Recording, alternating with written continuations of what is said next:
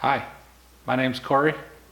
This video I'm going to show you how I install the Chamberlain RJ020 garage door opener. This is a wall mount opener. These are a little bit more expensive than your typical conventional garage door openers, but they're very quiet and they save some space up in the ceiling. And you can get these at Menards, I know. You can order them on Amazon, and I can leave a link in the description for this. They're about $400 or so. So let's get right into the installation.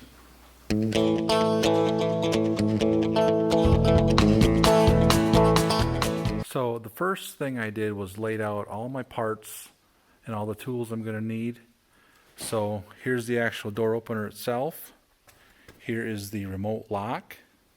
Here is the cable tension monitor, and here is the sensors, some wire, the collar to hook to the torsion bar, some miscellaneous hardware that comes with it, and then this has the MyQ internet gateway, so you can control this from a smartphone or a tablet through the internet, and then it's got the wall switch and the remote. It comes with a thorough instruction manual, but it also has this quick guide that I just taped up on the wall here to reference as I'm going. Let's go over some of the requirements of what size door and the dimensions that you need to install this. So you can go up to 14 foot high, but only 180 square feet total, or 18 foot wide, but 180 square foot total. My door is 8 by 10, so I'm within those parameters. It's 80 square feet, so all that's good. It should work just fine on an 8 by 10 door. So you want to take the rope off the bottom of your door if you had one. If you have an existing garage door opener, you want to get that down and all the hardware removed. You also want to lift your door up and make sure that the tension on your springs is just right, so you lift your door up if it stays in place. So I'm going to lift it up a few feet. So my door springs are nicely balanced, and that got really dark. Then we have some requirements for the torsion bar and the dimensions where it's going to be mounted. This can be mounted either on the right hand side or the left hand side. So a couple of requirements to use this is your torsion bar has to be a 1 inch in diameter, which we have there. So the distance between the wall and the center of the torsion bar is a minimum of 2.5 inches, which I just barely have. You have to have at least 3 inches from the torsion bar to the ceiling, so we got plenty of room there. And you have to have 8.5 inches from the end to the wall, so I have plenty of room here. 1.5 inches minimum sticking out for your torsion bar, so I got 2 inches there, so that's no problem. To make sure you don't have more than 1/4 inch of space along the bottom of the door. Down there on the bottom, you can see I have just a little bit of light shining through. That's about 1/8 of an inch there, and that's because my concrete is a little messed up right there. But otherwise it's nice and level, and it operates nice and smoothly, so we're ready to go.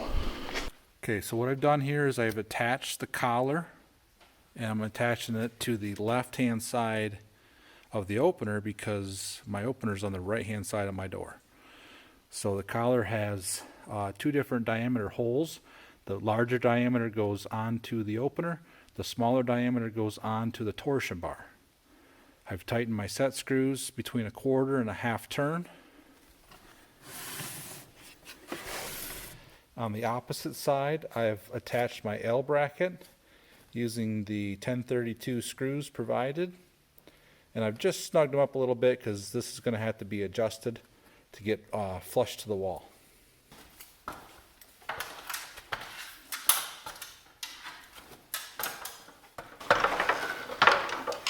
So you just slide that on the torsion bar.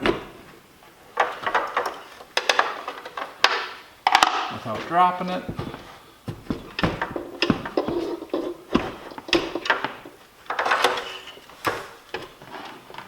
Put the level against it to make sure it's plumb. Now it says to take it down and drill your holes, but I think I can do that in place since I have everything right here.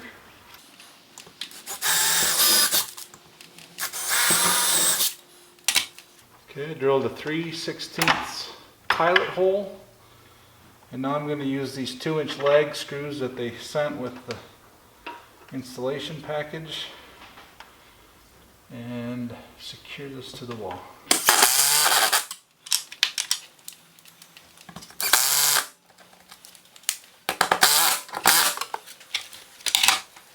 Hand tighten these first. And then again with about 1/4 to 1/2 a turn. Now if you have drywall in your walls, you're going to want to make sure you have a stud behind there or some blocking. I have 1/2-inch plywood here, and I also put a block behind it, so that's good. There's a look at the collar. So this cable sticking out is the emergency release, and there's a rope with the handle that comes with it that's really long if you got a tall door. But I'm going to shorten it up so maybe I'm 5 feet off the ground here, just so anybody can reach it. So I'm just going to cut this rope shorter. To avoid that frayed end, you can just burn the end a little bit and it'll melt it together and keep it from fraying.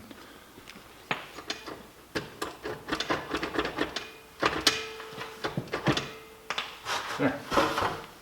So this power door lock will get mounted to the track, and you want to put it so that the pin is right above your second roller up. So what I want to do is mark, just make sure there's no grease or anything on that track. I want to mark the top of that roller when the door is shut.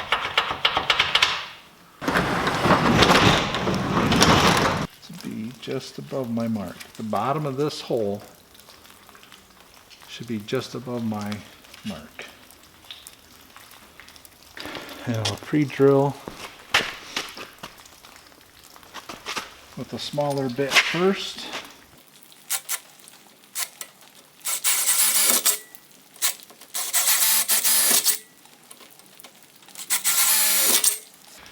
So I've been using the crap out of my Bosch 18-volt drill, and if you want to see the original review video I did on this, I'll leave a link in the end screen at the end of the video, and I also put a link in the description. I really love this drill.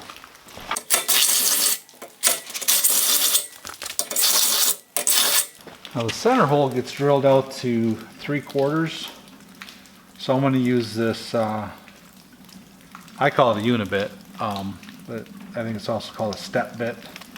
It has all the different sizes you'd want. This one goes from 1/2 inch up to 1 inch. They come in different sizes.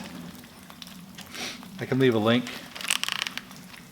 in the description for one from Amazon if you want to check it out, but pretty convenient.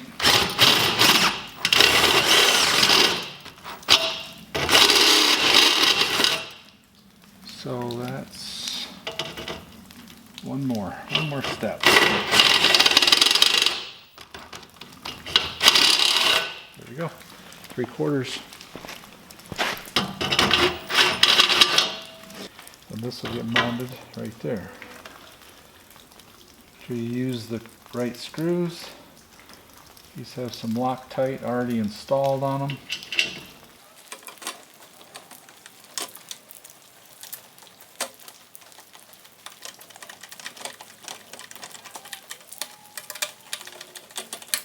I don't like the fact that they got just a tiny little Phillips head screw slot, and it strips out right away. That's kind of a cheesy application there. So this cable tension monitor is set up for a left-hand side installation. So I want to move this over to the side. So I have to pop that clip off. Then reverse it.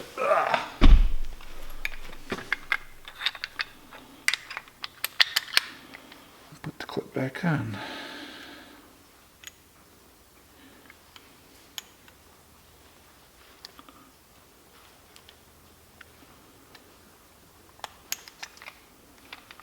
Like so.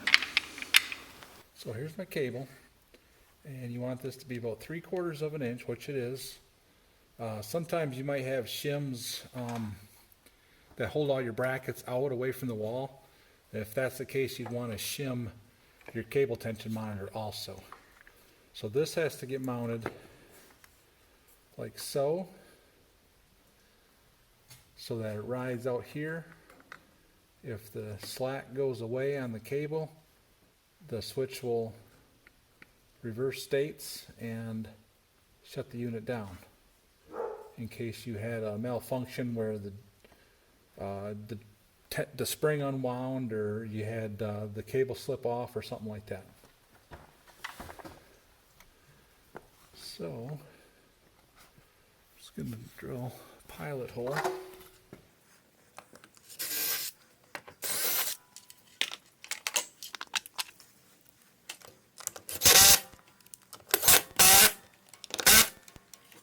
Well, that may not work because too close to the door. All right, let's redo that.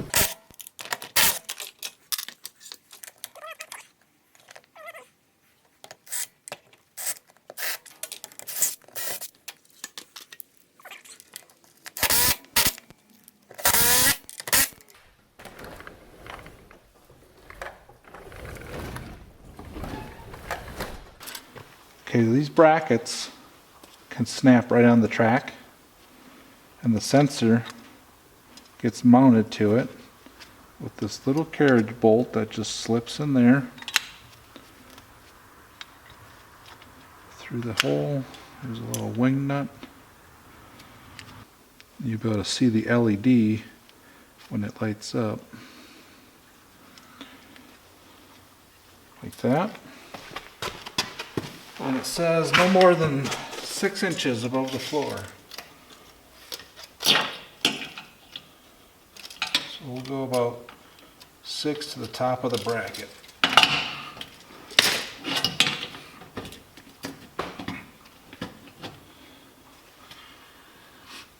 That's it. Do the same for the other side.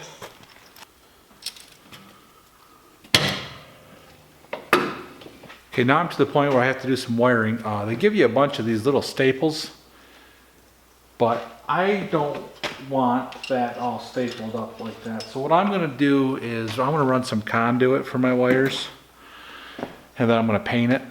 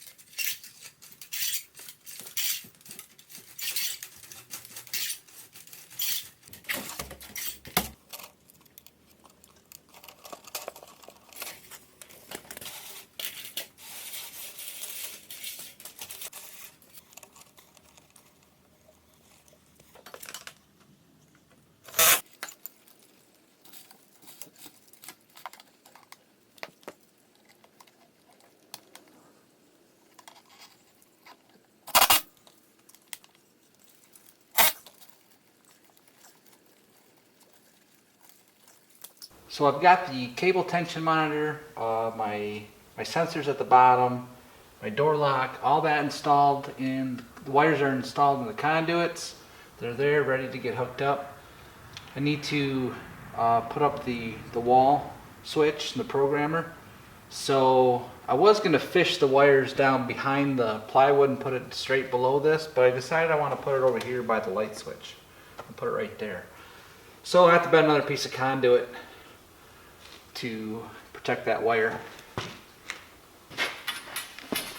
So I want 27 inches to the back of my 90, and this half-inch bender or half-inch EMT has a 5-inch deduct. So I put my tape measure at 5 inches and measure 27 inches.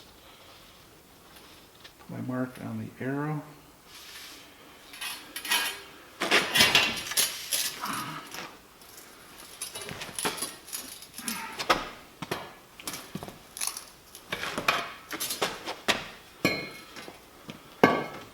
Here's a trick if you need to cut a piece of pipe with a hacksaw.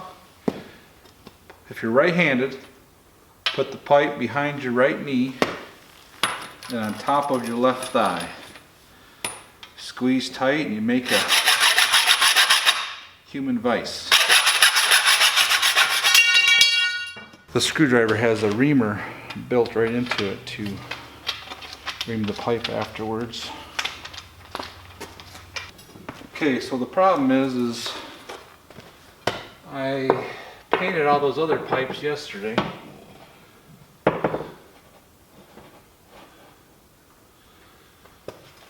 So I have to go paint this one and come back out and put it up in a little bit.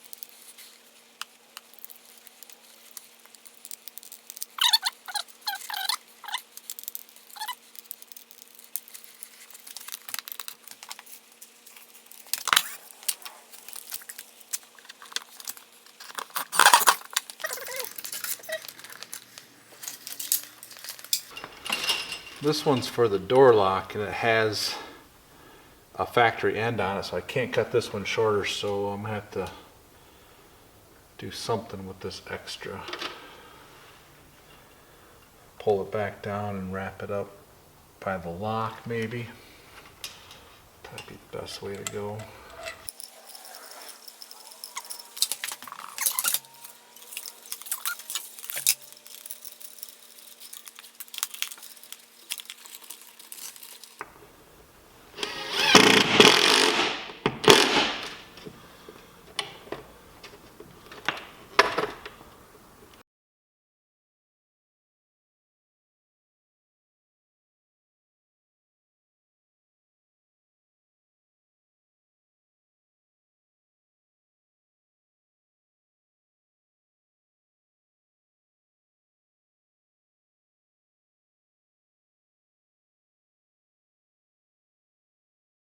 So after I finished my wiring, I plugged it in.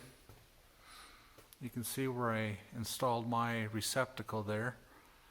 I was thinking that the cord would come out of the bottom of this. I wired it up before I purchased it. So you could actually even put the cord in the ceiling if you wanted to, or up higher. Has a 6-foot cord on it. But right after you plug it in, you have to align your sensors. So you can see when I plugged it in, they were right on. So as long as the LED there, the green one, is solid, and over here the amber one is solid. So if they're not solid, then you have to do some adjustments and make sure that you get that that beam lined up. Okay, so I was trying to set my limits, and the door went up, and I set the upper limit, But when I go to close the door, it only goes down a little bit and then it reverses. And I think I figured it out that it's the cable tension switch here. Because if I go to close it, see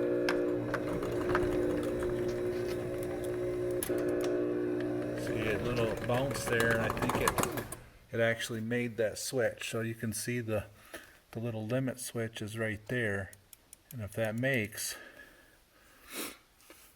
it'll reverse the door. So I'm going to have to adjust that, maybe move it. I like to move it down if I can. That's what I'll try and do. Okay, I moved that down. You can see the hole above. I moved it down about an inch. Let's see if that helps at all. If I can reach my switch.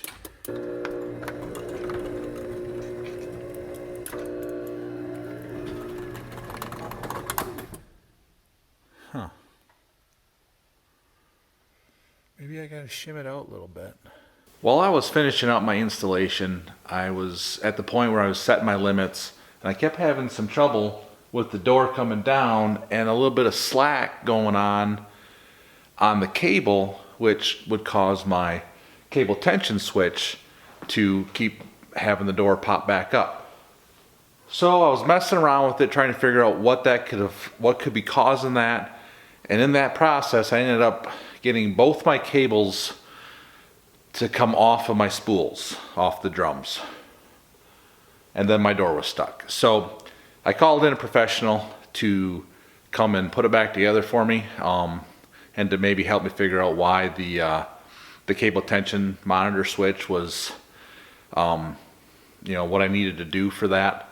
So they came out. It was a Mid-Michigan Garage Door, and I highly recommend them if anybody does need professional garage door help.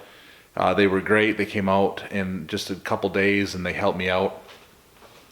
But after we got the cables back on the drums, what he told me was, with this type of opener, because of the way it is connected to the jack shaft or the torsion bar, when it starts to go down, it puts a little bit of slack in that cable. So the best thing to do is actually to back off on your spring a little bit, on your spring tension, and so the door is a little bit heavier, and it's not just that neutral, when you lift your door up and it stays in place. You want it to have just a little bit of weight on it coming down, and that helps keep tension on that cable. So that's what I did, and the door's been working great. So that's the speed of the door. And you can see it's pretty quiet.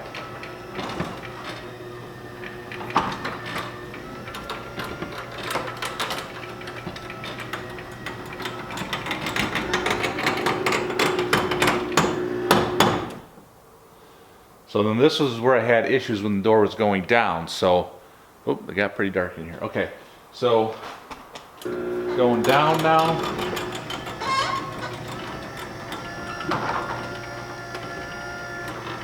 What we ended up doing was backing off the spring tension by about 1 revolution.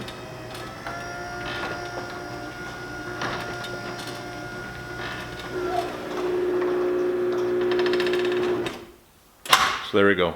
And it's got the automatic lock, so as soon as it goes down, the lock latches. When you go to open it, it unlatches and raises the door. So I'm really pleased with the way this operates. I'm going to get a second one for the other garage door here shortly, but I needed this one first because this is where my wife parks her car and she didn't want to get out to open the door, and I don't blame her. So I was nice enough to put that on the top of the priority list, and now she's happy. So all right, well, thanks for watching the video. If you want to see the rest of the pole barn build series, I'll put up in this card up here, and a video that YouTube thinks you might want to watch will be in this card right here. See you in the next one.